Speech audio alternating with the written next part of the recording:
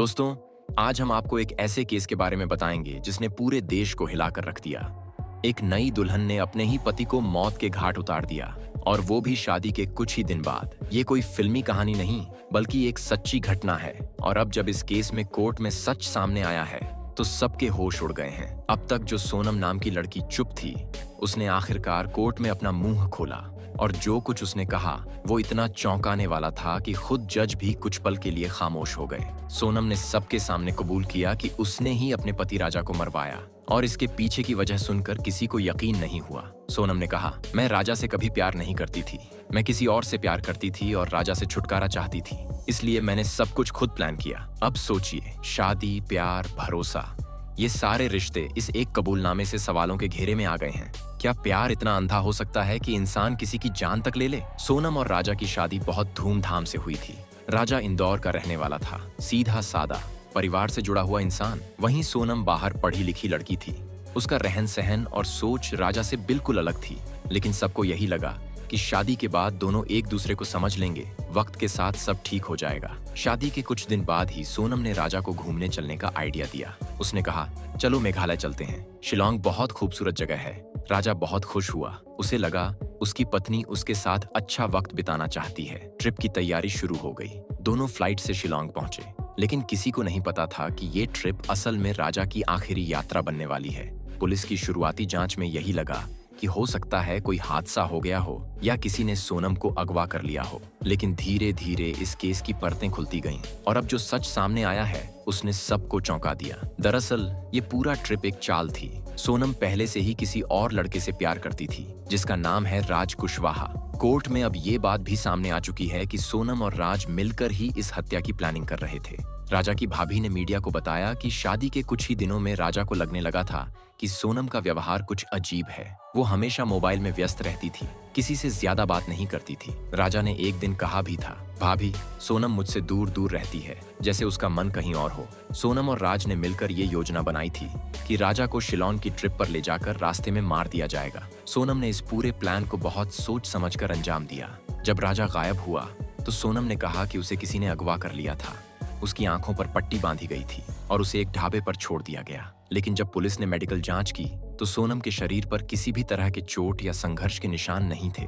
इससे पुलिस को शक हुआ। वहीं जब सोनम का प्रेगनेंसी टेस्ट हुआ तो वो भी नेगेटिव निकला, जबकि पहले ऐसी खबरें थीं कि शायद सोनम गर्भवती थी और इसी वजह से कोई दबाव में थी। लेकिन ये बात भी झूठ साबित हुई। सोनम को जब कोर्ट में पेश किया गया तब तक वो चुप थी, लेकिन कोर्ट में उसने जो कहा वो पूरी कहानी को बदल गया। उसने साफ शब्दों में बोला, हाँ, मैंने अपने पति को मरवाया क्योंकि मैं उससे प्यार नहीं करती थी, मैं किसी और से शादी करना चाहती थी। कोर्ट में मौजूद सभी लोग हैरान थे। सोनम ने यह भी कहा कि उसका इरादा शुरू से यही था, शादी करके राजा को रास्ते से हटाना और फिर अपने प्रेमी राज कुशवाहा के साथ नई जिंदगी शुरू करना। पुलिस अब राज कुशवाहा को इस केस का मास्टरमाइंड मान रही है। उसका मोबाइल रिकॉर्ड और चैट्स की जांच चल रही है। अभी तक जितने भी सबूत मिले हैं वो सब इस बात की ओर इशारा करते हैं कि राज इस हत्या की प्लानिंग में पूरी तरह शामिल था। अब जब खुद आरोपी ने कबूल कर लिया है कि ये हत्या उसने जानबूझकर की थी, कोर्ट के सामने बड़ा सवाल ये है कि क्या इसे रेयरेस्ट ऑफ रेयर केस मानकर सोनम को फांसी दी जाए। इस केस में कई ऐसे पहलू हैं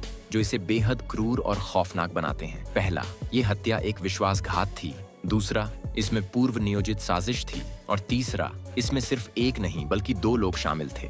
राजा के परिवार ने कोर्ट से गुहार लगाई है कि सोनम और राज को सख्त से सख्त सजा दी जाए ताकि किसी और मासूम की जिंदगी ऐसे ना उजड़े। इस केस का फैसला आने वाला है। सोनम की तरफ से वकील दलील दे रहे हैं कि उसे मानसिक दबाव था, वो भावनात्मक रूप से मजबूर थी। लेकिन कोर्ट अब सबूतों और खुद सोनम के बयान को देखते हुए फैसला सुनाएगा। सवाल बस यही है, क्या अब इंसाफ मिलेगा? क्या राजा को खोने वाला परिवार अब राहत की सांस ले पाएगा कि उसकी पत्नी अब उससे खुलकर बात कर रही है, साथ घूमना चाहती है?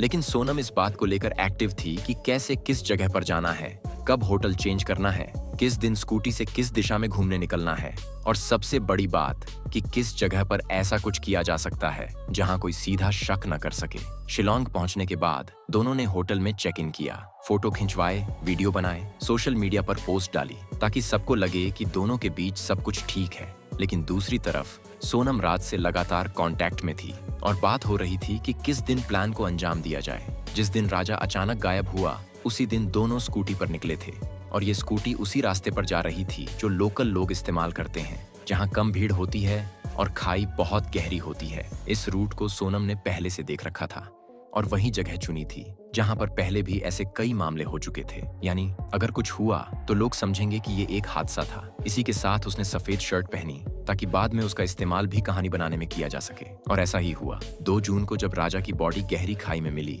तो उसके पास एक लड़की की व्हाइट शर्ट भी पाई गई जो खून से लथपथ थी। और यही से लोगों को ये लगना शुरू हो गया कि सोनम के साथ भी कुछ गलत हो गया है। हालांकि सोनम खुद भी यही चाह रही थी।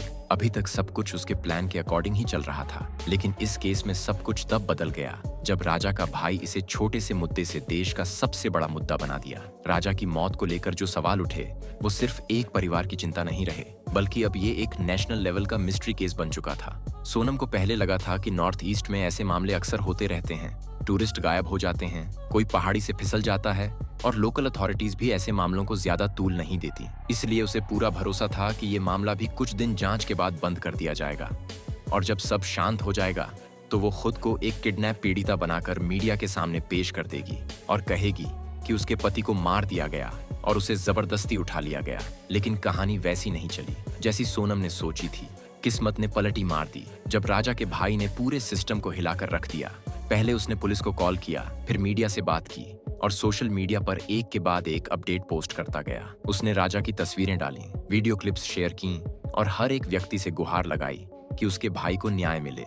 और यही से पूरा मामला अचानक तूल पकड़ गया। पुलिस पर जब दबाव बना तो सर्च टीम को तुरंत उस जगह भेजा गया जहां राजा और सोनम आखिरी बार देखे गए थे। और अगले ही दिन खाई में राजा की बॉडी बरामद हुई। पहले तो यही लगा कि शायद ये कोई एक्सीडेंट था, एक स्कूटी स्लिप हुई और लड़का खाई में जा गिरा। लेकिन कहानी यहाँ खत्म नहीं हुई, क्योंकि कुछ ही घंटों में कहानी ने नया मोड़ ले लिया जब एक लोकल दुकानदार ने पुलिस को बताया कि उसने सोनम को उस दिन 3 लड़कों के साथ देखा था। दुकानदार की बात ने पुलिस को चौंका दिया, क्योंकि शुरुआत में तो ये माना गया था कि सोनम और राजा अकेले थे, लेकिन अब तस्वीर बदल रही थी। पुलिस तुरंत हर सीसीटीवी कैमरे की जांच में जुट गई और फिर सामने आया वो फुटेज जो इस पूरे केस को एक अलग ही दिशा में ले गया। सीसीटीवी फुटेज में साफ दिख रहा था कि सोनम होटल के बाहर फोन पर बात कर रही है और उसके चेहरे पर घबराहट और बेचैनी साफ झलक रही थी। और ठीक उसके पीछे एक लाल रंग की कार खड़ी थी जिसमें वही 3 लोग बैठे थे जिनका जिक्र लोकल दुकानदार ने किया था। कैमरे की टाइमिंग, सोनम की बॉडी लैंग्वेज और उस कार की बार बार होटल के बाहर चक्कर लगाना, सब कुछ एक रहस्यमयी प्लान की ओर इशारा कर रहा था। यहाँ से सोनम पर शक की सुई तो घूमी, लेकिन पुलिस के पास कोई ठोस सबूत नहीं था जिससे ये कहा जा सके कि सोनम ने जानबूझकर राजा को मारने की साजिश की है या वो तीनों लोग उसकी मदद करने आए थे। फिर भी जो कड़ियां अब जुड़ने लगी थीं, वो पुलिस को यह बताने के लिए काफी थीं कि ये सिर्फ एक्सीडेंट नहीं था, बल्कि कुछ और भी है जो जानबूझकर छिपाया जा रहा है। और यही से जांच की दिशा पूरी तरह बदल गई और केस एक मोड़ पर पहुंच गया जहां अब हर किसी को जवाब चाहिए था कि आखिर सच्चाई क्या है। इधर अब पुलिस से लेकर घर वाले सभी सोनम की तलाश में लगे हुए थे और 9 जून को रात 1 बजे सोनम यूपी के गाजीपुर से अपने भाई को कॉल करती है और यहीं से वो सच सामने आता है जो पूरे देश को फिर से शादी के इस रिश्ते से भरोसा उठा देता है। दरअसल ये वही सोनम थी जिसकी गुमशुदगी ने पूरे सोशल मीडिया से लेकर पुलिस तक को हिला दिया था। हर कोई यही सोच रहा था कि आखिर एक नई नवेली दुल्हन जो हनीमून पर निकली थी वो अचानक कहाँ गायब हो गई है। और अब जब उसके अपने भाई के पास उसका फोन आता है तो सब कुछ पल भर में बदल जाता है। सोनम गाजीपुर के एक हाईवे किनारे के ढाबे से अपने भाई को फोन करती है और घबराई हुई आवाज में कहती है कि उसे कुछ लोग अगवा करके ले गए थे। उसकी आंखों पर पट्टी बांध दी गई थी और बड़ी मुश्किल से वो अपनी जान बचाकर भागी है। उसकी बात सुनकर उसके भाई के होश उड़ जाते हैं और वह बिना देरी किए तुरंत पुलिस को इसकी सूचना देता है। पुलिस एक्टिव होती है और कुछ ही घंटों के भीतर सोनम को गाजीपुर से अपने कब्जे में ले लेती है। लेकिन अब असली कहानी की शुरुआत होती है, क्योंकि अब सोनम को पुलिस के सामने बैठकर हर उस सवाल का जवाब देना था जो बीते कुछ दिनों से पूरे देश को बेचैन किए हुए थे। पुलिस ने सोनम को पूरी सुरक्षा के साथ थाने लाया और पूछताछ शुरू की। सोनम के चेहरे पर पहली नजर में कोई परेशानी नहीं थी, वो काफी शांत नजर आ रही थी। उसने वही पुरानी कहानी दोहराई कि उसे किडनैप कर लिया गया था, उसे जबरदस्ती कहीं ले जाया गया और वहां से वो बड़ी मुश्किल से भाग कर आई है। लेकिन अब पुलिस के पास पहले से कहीं ज्यादा सबूत थे और उसकी कहानी में इतने ज्यादा छेद थे कि सच्चाई खुद ब खुद बाहर आने लगी। सोनम की बातें बार बार बदल रही थीं। कभी कहती उसे कुछ याद नहीं, कभी कहती कोई अजनबी थे जिन्होंने उसे अगवा किया। मोबाइल की लोकेशन कुछ और कह रही थी और सीसीटीवी फुटेज बिल्कुल अलग कहानी बता रहे थे। पुलिस ने एक एक करके उसके सामने सारे सबूत रखने शुरू किए और जैसे जैसे ये सबूत सामने आते गए, सोनम का चेहरा बदलता गया। उसने कभी चुप्पी साध ली, कभी रोने का नाटक किया, कभी खुद को मासूम बताने की कोशिश की, लेकिन पुलिस की नजर अब उसकी हर हरकत को पड़ रही थी। पुलिस ने जब उसे उसकी खुद की कॉल रिकॉर्डिंग सुनाई, जब राज कुशवाहा के साथ की गई व्हाट्सएप चैट्स सामने रखी, जब उसके मोबाइल की लोकेशन और मूवमेंट टाइमिंग उसे समझाई गई, तो उसकी हालत देखने लायक थी। सोनम के चेहरे का रंग उड़ चुका था, उसकी आंखों से डर साफ झलक रहा था। वो जान चुकी थी कि अब वो ज्यादा देर तक ये नाटक नहीं चला पाएगी। कुछ वक्त के लिए उसने फिर चुप्पी साध ली, लेकिन पुलिस ने हार नहीं मानी। सवालों की बौछार जारी रखी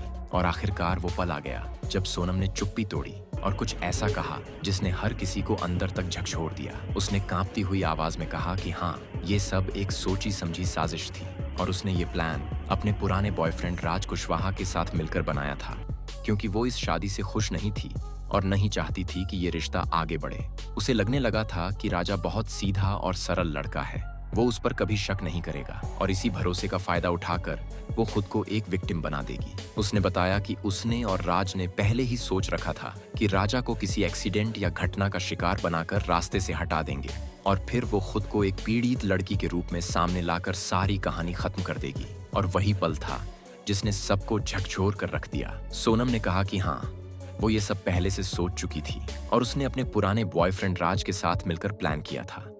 वो नहीं चाहती थी कि ये रिश्ता और आगे जाए। उसे लगा था कि राजा बहुत सीधा है और वो कभी कोई शक नहीं करेगा। वो बस उसे एक एक्सीडेंट का शिकार बना देगी और खुद को पीड़ित बनाकर कहानी खत्म कर देगी। कोर्ट में भी जब पहली पेशी हुई तो जज ने सिर्फ ये जानना चाहा कि सोनम का पक्ष क्या है, और जब वकील के कहने पर सोनम ने खुद अपनी जुबान से सारी बात कही तो एक पल के लिए कोर्ट रूम में सन्नाटा छा गया। पूरा कमरा स्तब्ध था। किसी को यकीन नहीं हो रहा था कि एक लड़की जो कुछ ही दिन पहले दुल्हन बनी थी, वो इतनी सोच समझकर एक ऐसी साजिश रच सकती है जिसमें जान लेने का पूरा इरादा शामिल था। सोनम ने अपनी कुर्सी पर बैठकर जो कुछ कहा वो एक एक शब्द जैसे कोर्ट की दीवारों से टकरा रहा था। उसने कहा कि उसने पहले ही शिलोंग की उस खाई की तस्वीरें देख रखी थीं, जहां अक्सर लोग गिर जाते हैं और किसी को कुछ शक नहीं होता। वहां की भौगोलिक स्थिति और सड़कों का खतरनाक ढलान देखकर उसने उसी जगह को चुना, क्योंकि उसे पता था कि अगर किसी को गिराया भी जाए तो पुलिस तक यही पहुंचेगा कि ये एक एक्सीडेंट था। उसने कहा कि उसे पहले से पता था कि स्कूटी पर बैठकर जब वो राजा को वहां ले जाएगी तो एक मोड़ पर उसे धक्का देना आसान होगा और ऐसा लगेगा जैसे कोई हादसा हो गया हो। सोनम की बात यही नहीं रुकी। उसने आगे बताया कि उसने पहले से ही सफेद शर्ट पहनने का प्लान बनाया था ताकि उस पर खून के निशान साफ दिखें और लोगों को लगे कि उस पर भी हमला हुआ था। उसने कहा कि वो सब कुछ बहुत सोच समझ कर रही थी, यहाँ तक कि वो खुद पर कुछ खरोंच के निशान भी बनाना चाहती थी ताकि पूरी कहानी भरोसेमंद लगे। लेकिन जब ये सब हो गया और उसे पता चला कि पुलिस ने सर्च ऑपरेशन शुरू कर दिया है तो वो डर गई, क्योंकि जितना वो सोच रही थी मामला उससे कहीं ज्यादा बड़ा होता जा रहा था। उसे लगने लगा कि अब कहीं पुलिस मोबाइल डेटा या लोकेशन के जरिए किसी नतीजे तक न पहुंच जाए। इसीलिए उसने खुद ही यूपी के गाजीपुर के एक ढाबे से अपने भाई को फोन करने का फैसला लिया ताकि ऐसा लगे कि वो किसी तरह वहां तक पहुंची है और सबको लगे कि वो भी किसी किडनैपिंग या साजिश की शिकार हुई है। उसकी बातों को सुनकर कोर्ट रूम में बैठे सभी लोग जैसे बुत बनकर रह गए। जज साहब कुछ देर तक उसकी ओर देखते रहे, फिर उन्होंने सिर्फ एक सवाल पूछा जो पूरे मामले का सबसे बड़ा और सबसे सीधा सवाल था। उन्होंने कहा कि अगर उसे इतना ही बुरा लग रहा था इस रिश्ते से, अगर वो इतना ही दुखी थी, तो उसने तलाक क्यों नहीं लिया। कोर्ट में बैठे हर इंसान उस सवाल का जवाब सुनना चाहता था। अब मामला पूरी तरह बदल चुका था। पुलिस ने कोर्ट से और पूछताछ की मंजूरी मांगी, क्योंकि अब राज कुशवाहा को भी तलाशना जरूरी हो गया था। ये सिर्फ सोनम की कहानी नहीं रह गई थी, अब ये जानना जरूरी हो गया था कि क्या ये साजिश सिर्फ एक लड़की के दिमाग की उपज थी या इसके पीछे एक पूरा नेटवर्क था। पुलिस के लिए ये भी पता लगाना जरूरी था कि राज इस पूरे प्लान में कितना शामिल था। क्या वो सिर्फ फोन पर सोनम को गाइड कर रहा था या वो खुद भी शिलोंग आया था? क्या वो मौके पर मौजूद था? क्या उसके फोन की लोकेशन भी किसी अहम सुराग की ओर इशारा कर सकती है? या फिर उसने कहीं और से पूरी स्क्रिप्ट लिखवाई और सोनम ने उसे अंधे विश्वास में निभा डाला? क्योंकि कई सीसीटीवी फुटेज में 3 और लड़कों को भी देखा गया था और वहां के गाइड ने भी 3 लड़कों की बात की थी। पुलिस को अब सिर्फ सोनम की सच्चाई नहीं बल्कि इस पूरे केस की गहराई तक पहुंचना था। इस बीच मीडिया ने इस खबर को लपक लिया। हर न्यूज चैनल की हेडलाइन बन गई, प्यार में पागल या प्लानिंग में परफेक्ट सोनम। हर डिबेट शो में इसी केस पर बहस होने लगी और हर रोज एक नया खुलासा हो रहा है। सोशल मीडिया पर तो मानो तूफान आ गया है। लोग 2 हिस्सों में बंट गए हैं। एक तरफ वो लोग हैं जो सोनम को इस क्राइम के लिए कड़ी से कड़ी सजा दिलवाना चाहते थे। उनके मुताबिक जिसने किसी इंसान की जान लेने की ठान ली, वो चाहे मर्द हो या औरत, उसे कोई रियायत नहीं मिलनी चाहिए। लेकिन दूसरी तरफ कुछ लोग सवाल उठा रहे थे कि क्या वाकई सिर्फ सोनम ही जिम्मेदार है?